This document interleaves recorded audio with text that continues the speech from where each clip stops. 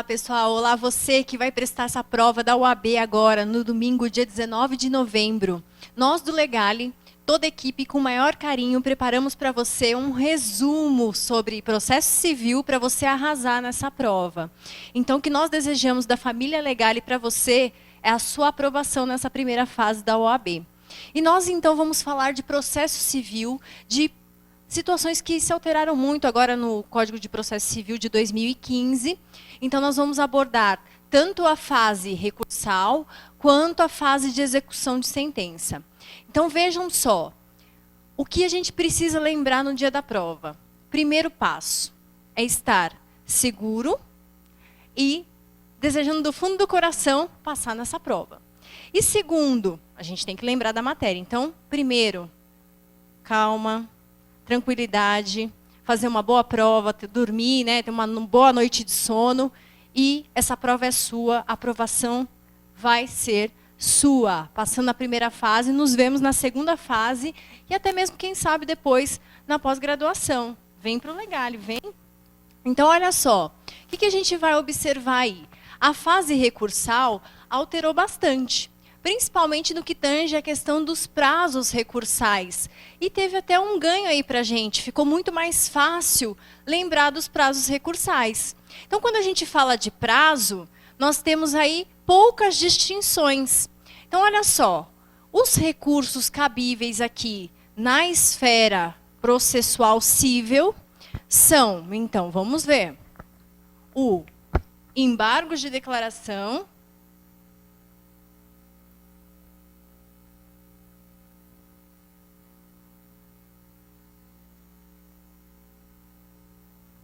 que tem o prazo de 5 dias. Não se alterou, então, permanece com prazo de 5 dias.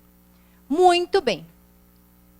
E o que a gente tem que lembrar sempre aqui? O embargo de declaração, quando ele é interposto, em regra, a parte contrária, ela não vai ter o quê? Um direito de resposta de entrar com uma contra-razões do recurso de embargo de declaração. Contudo, isso é uma inovação do Código de Processo Civil de 2015, o que acontece quando o juiz for dar efeitos infringentes, ou puder dar efeitos infringentes. Ele vai intimar a outra parte a apresentar as contrarrazões. Então, embora, né, em regra, o embargo de declaração aqui não tenha, né, efeitos infringentes, porque, na verdade, ele vai só observar questões aí de obscuridade, omissão, contradição ou erro material. Contudo, tendo em vista esses elementos, o juiz pode se retratar e voltar atrás na sua decisão, então, e dando efeitos infringentes àquela decisão. Se ele for modificar, então, algum ponto da sua decisão, ele deve intimar a parte contrária para apresentar contra-razões, manifestando-se, então, dos embargos de declaração opostos pela parte contrária, certo? Então, isso aqui também é uma inovação. Bom, então, prazo de 5 dias para o embargo de declaração. Outro ponto fundamental que a gente tem que observar aqui, nos demais recursos, o agravo de instrumento, por exemplo. No agravo de instrumento, o prazo é de 15 dias. Então, são 15 dias que a parte tem para poder interpor o agravo de instrumento. E o que aqui é bacana a gente ressaltar para vocês e que pode cair na sua prova? O agravo de instrumento, ele ataca uma decisão. Em regra, uma decisão interlocutória. O que a gente tem que observar? O agravo de instrumento no anterior código, ele atacava qualquer decisão interlocutória. Agora, no novo Código de Processo Civil, ele é específico, ele vai trazer um rol que é taxativo. Então, é importante que você estude o rol taxativo do artigo 1015 do Código de Processo Civil. Porque pode cair um exemplo, né, um caso concreto, estabelecendo uma das hipóteses, sendo que ela pode ser atacada por agravo de instrumento. Então, é importante que vocês observem quais são as hipóteses que podem ser recorridas ou atacadas via agravo de instrumento. Uma dica bacana também sobre o agravo de instrumento é o seguinte: o agravo de instrumento, ele pode ser, né, interposto, então, de duas maneiras, né? A gente precisa observar uma questão. Quando a gente estiver falando de um processo eletrônico, ou quando a gente estiver falando de um processo físico. E o processo físico é aquele em papel ainda. E o eletrônico é tudo digital, a gente manda as petições digitais, né? O que acontece quando o processo for eletrônico? A parte não precisa avisar o juiz, o ACOL, ou seja, o juiz de primeira instância, que está sendo recorrida, que está recorrendo da decisão do juiz. Quando o processo for físico, em 3 dias, o recorrente tem que peticionar, informando ao juiz que recorreu. Outro ponto importante também que a gente tem que avaliar. Quando a gente interpõe o recurso de agravo, o agravo ele é proposto direto no tribunal. Sendo assim, o que acontece? Se o processo for físico, ele vai ter que juntar as cópias obrigatórias no agravo de instrumento. Então, o recurso ele só será, né, admitido, e a parte adversa, inclusive, pode pedir que o recurso não seja conhecido, se não for juntado o quê? As cópias específicas obrigatórias. Enquanto que, se o processo é eletrônico, não há obrigatoriedade de juntar as peças obrigatórias. Então, pode ser que caia alguma questão com alguma pegadinha. Então, processo eletrônico não precisa juntar as peças obrigatórias, porque o próprio tribunal já vai ter acesso à informação, né? Você vai juntar no processo o número do recurso, o número do processo, e aí ele vai ter acesso a todo o processo na forma digitalizada. Aqui no agravo, por ser em papel e você protocolar direto no tribunal, é preciso, então, as cópias obrigatórias. Então, são 2 dicas aqui sobre o agravo de instrumento, diferenciando, então, o processo eletrônico do processo físico. Ok? Então, estudem isso aqui, porque é uma questão que pode cair aí na sua prova. Outro detalhe que a gente também tem que levar em consideração é o fato do rol do artigo 1015. Então, estudem as hipóteses em que há cabimento do agravo de instrumento. Tudo bem? Muito bom. Deixa eu pegar o apagador aqui. Outro recurso que a gente vai avaliar agora é o recurso de apelação. Então, no recurso de apelação,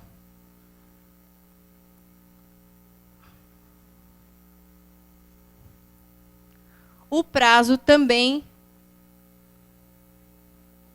são 15 dias para a interposição da apelação. A apelação tem cabimento de uma sentença. E qual é a dica aqui? Para vocês não se confundirem, e pode ser uma pergunta que caia na sua prova. Quando se tratar de uma sentença do juizado especial, seja o cível ou seja o federal, qual é o recurso cabível de sentença? O recurso cabível de sentença não é a apelação. No caso do juizado especial cível e também no federal, é o recurso que conhecem por não ter nome como inominado. Tá? Então, pode cair na sua prova recurso inominado, ou recurso sem nome, ou recurso mesmo. Então, contra a sentença de juiz, né, do juizado especial, cível ou federal, cabe recurso, que a gente chama de inominado ou sem nome. contra a sentença da justiça comum, então do juiz da justiça comum, o recurso cabível é a apelação, certo? Então, lembre-se disso para acertar aí na sua prova.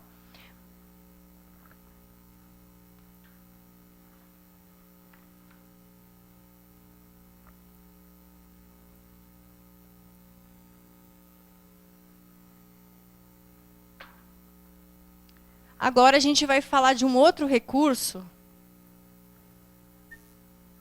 que é o agravo interno.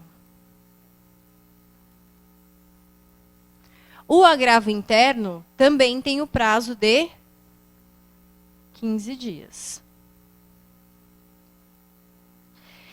E quando é que cabe o agravo interno? O agravo interno, ele vai caber de uma decisão monocrática. Ou seja, é uma decisão em que o relator decide sozinho, por isso monocrática, porque é por apenas um juiz. O juiz desembargador, né? Relator. Então é pelo relator, ok?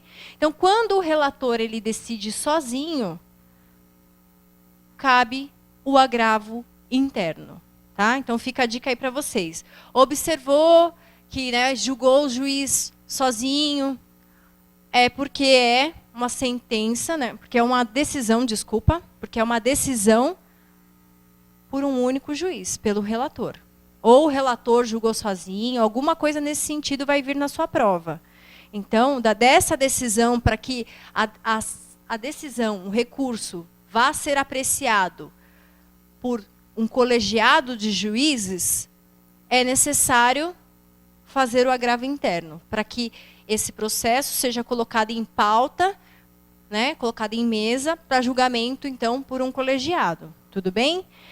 Lembrando sempre que, por conta, né, dos recursos aí, especial, extraordinário, e a gente tem a questão de um acórdão, a gente precisa de um acórdão nessas situações, vai ser importantíssimo que, se a decisão for, né, feita só por um juiz, pelo relator, que seja interposto o agravo interno, ok? Então, muito bem. Nós temos aqui também o recurso especial e recurso extraordinário.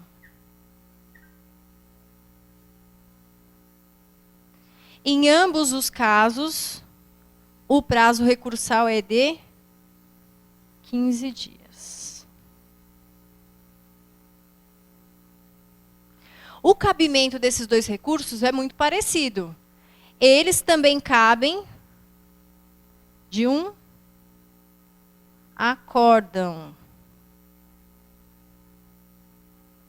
Então, o que acontece? Se você teve a sentença aqui de 1º grau,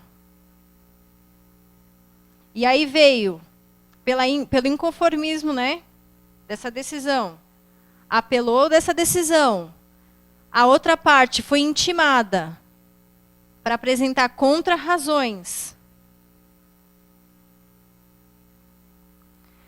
e a sua apelação foi julgada pelo tribunal apenas pelo relator, não caberia o recurso especial extraordinário. Antes disso, o que você teria que fazer? Um agravo interno. E aí, desse agravo interno, pelo colegiado, gerando um acórdão, aí você conseguiria recorrer, né, de um recurso especial ou com recurso extraordinário. Lembrando que o recurso especial vai para o STJ e o recurso extraordinário vai para o STF. Se eu tiver, né, ferimento aqui a norma infraconstitucional, eu tenho recurso especial. Se for a norma constitucional, eu tenho recurso extraordinário. E nesse caso, nós temos que interpor, se houver ferimento a ambos, né, norma infraconstitucional ou e constitucional, eu tenho que interpor os dois de forma simultânea. E sendo assim, primeiro é julgado o recurso especial e depois é julgado o recurso extraordinário. Então, em regra, no nosso processo civil, existe o princípio da unirrecorribilidade. O que significa unirrecorribilidade? Que, em regra, você vai interpor um recurso por vez. Então, a parte vai interpor um recurso por vez. Aqui é uma exceção. Se eu tiver hipótese de cabimento no recurso especial e tiver hipótese de cabimento no recurso extraordinário, ambos devem ser interpostos ao mesmo tempo. Então, caso, né, haja admissão de ambos os recursos, primeiro vai ser processado o recurso para o STJ e depois para o STF. Tá? Então, essa é uma diquinha aí para vocês lembrarem. Prazo 15 dias. Estão vendo que só o embargo de declaração, a gente tem um prazo aí de 5 dias. O restante, tudo 15 dias. Certo? Todos 15 dias. A gente pode ter também um recurso de agravo em recurso especial, em recurso extraordinário. E, nesse caso, o prazo também é de 15 dias. Ok? E a gente tem também o embargos de divergência.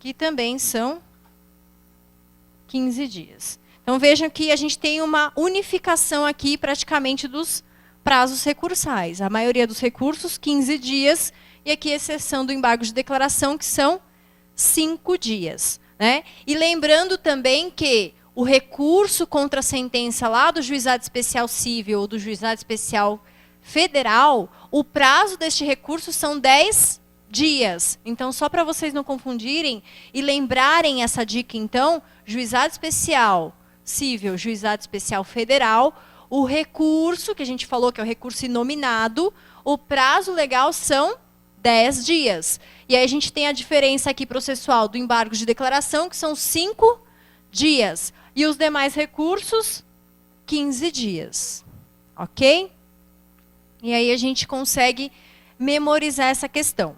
Bom, o que eu quero dizer para vocês também? Com relação ao prazo recursal, quando a gente fala, né, da Fazenda Pública, seja a União Federal, seja a Fazenda Pública Estadual, ou mesmo municipal, ou do Distrito Federal, como é que funciona o prazo recursal para eles? O prazo recursal para esses entes é contado em dobro. Tá? Então, prazo recursal para as fazendas públicas, prazo em dobro, ok? Dá para guardar tranquilamente. E se eu estou falando para vocês de uma contrarrazão? As contrarrazões, elas seguem o mesmo prazo do recurso. Então, lembra aquela situação que eu disse para vocês, do embargo de declaração? Se o juiz for dar efeitos infringentes, ou seja, ele for modificar a sua decisão, ele deve intimar a parte contrária. Qual é o prazo que ele vai estabelecer para a parte contrária? O mesmo prazo do embargo de declaração, 5 dias. Se ele for estabelecer aí a contrarrazões, intimar a parte terá também o quê? 15 dias para apresentar o recurso de apelação. Tá? E uma dica bacana também para vocês aí. Existe o recurso adesivo. O que é o recurso adesivo? O recurso adesivo é aquele em que a parte pode se utilizar dele quando ela não interpôs o recurso, mas a parte contrária interpôs. Se a parte contrária interpôs, ela quer fazer, né, de forma adesiva, ela pode. Qual é o cabimento? Quais dos recursos admite o recurso adesivo?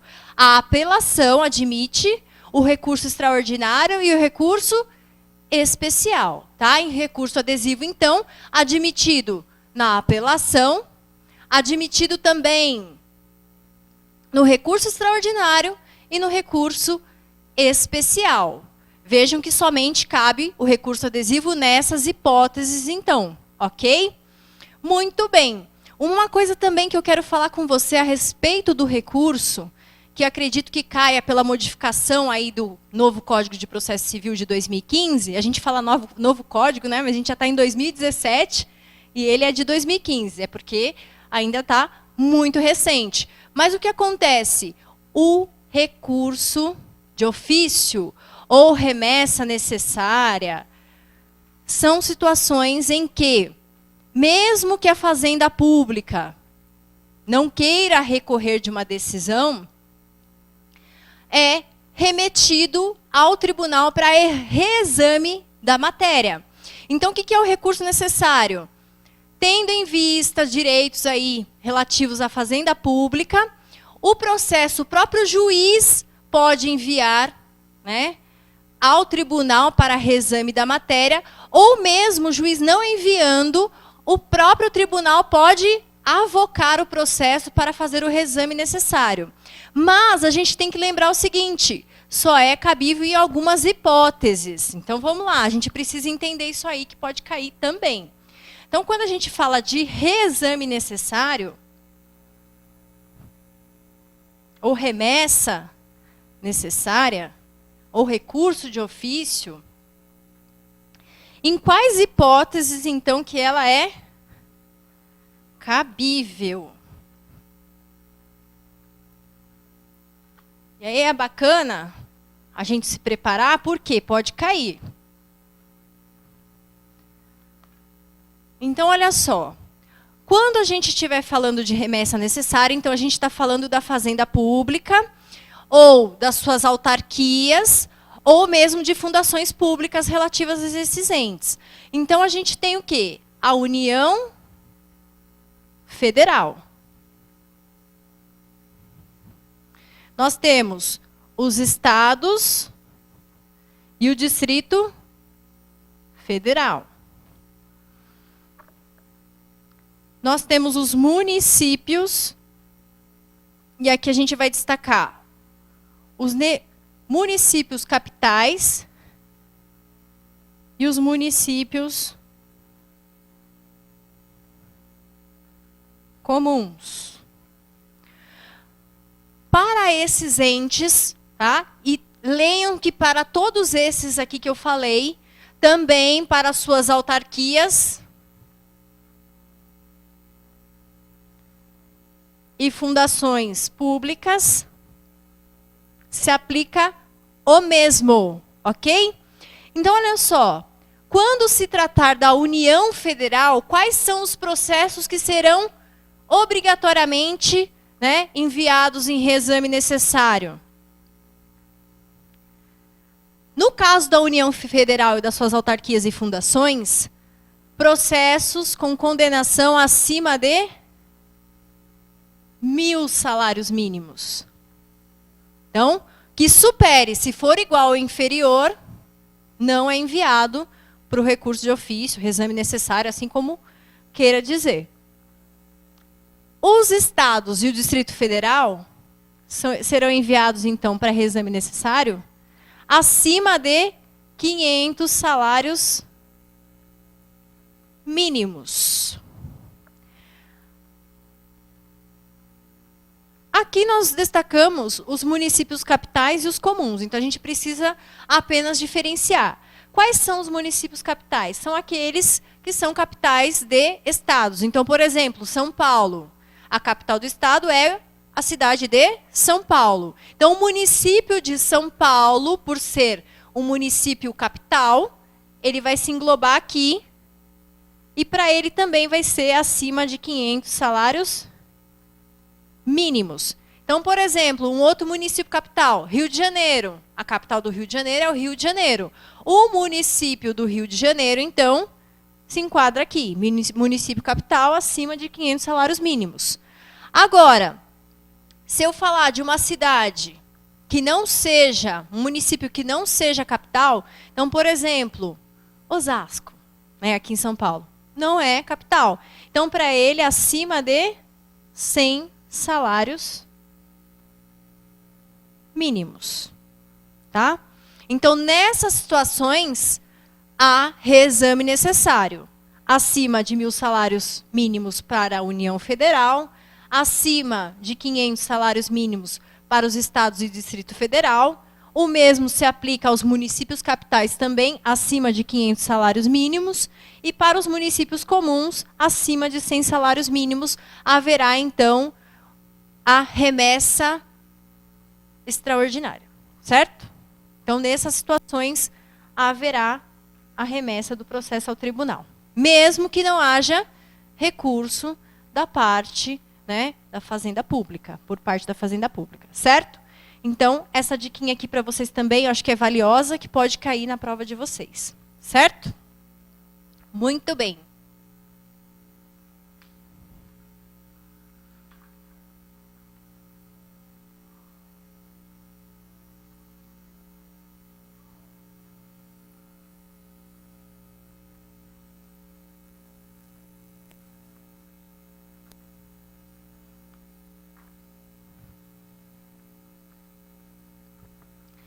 Eu espero que vocês tenham gostado aí das dicas de recurso. E eu desejo aí a sua aprovação nesse exame de ordem. E que você venha para o Legale mais vezes. Vem fazer sua segunda fase aqui, que eu tenho certeza que a sua aprovação é garantida. Estude bastante, mantenha a calma, a tranquilidade, que essa aprovação vai vir com certeza. Grande sucesso aí para vocês, grande abraço de toda a família Legale. Eu sou Legale, e você?